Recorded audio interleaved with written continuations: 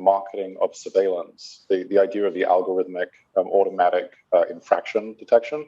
There was a famous crossing in Shenzhen, which I guess, they said had a lot of people getting knocked over in crossing the road and so on. And so they started this campaign where they showed people, well, listen, what we've done now is we've got AI that detects whether somebody didn't stop at the red light or not.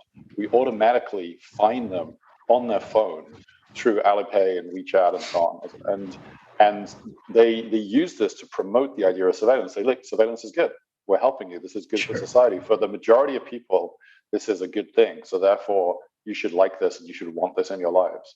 And I thought that was a fascinating twist of how to kind of sell surveillance to a society.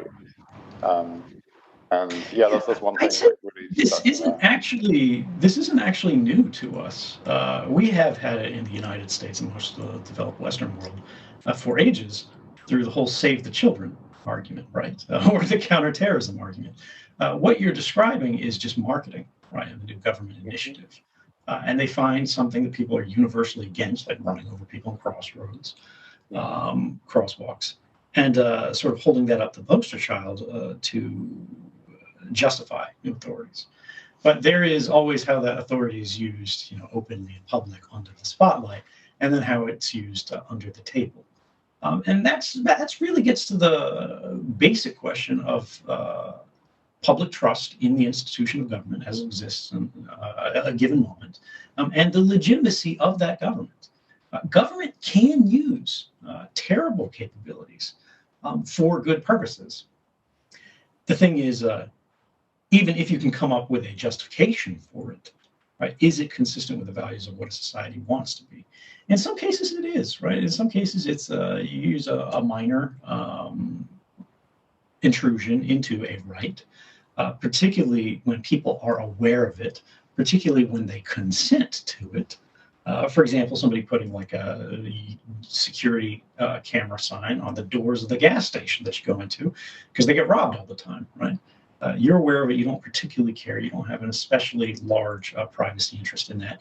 And if you do, you can go, maybe I'm not going to get gas here. Maybe I'm going to go to the old place down the street and pay cash. Those probably don't even exist anymore. I've been gone a long time. But, there are cameras everywhere now. So okay. And every pocket and every hand. Yeah, especially for my home country, the UK, we have more cameras per person than anybody, I think, at this point.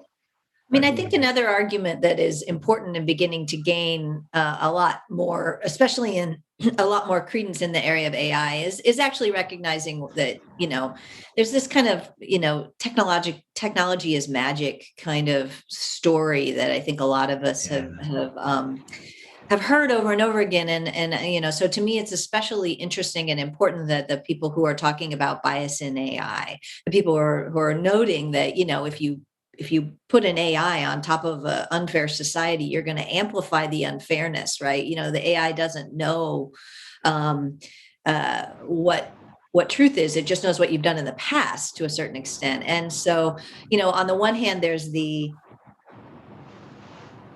as Ed points out, you need to have knowledge, open consent, a lot of control, a lot of transparency around these kinds of things. And the other thing is you have to be clear-eyed about how these technologies work. And we're so far from that at this point. And it kind of drives me crazy that one anecdotal story about somebody crossing the street would, engender the kind of support that a clear-eyed view of all the costs and benefits, what an actual self-governing society ought to do is actually look at, how many people were saved by this versus what else happened to the data versus all those kinds of things. And then you can make an informed societal decision.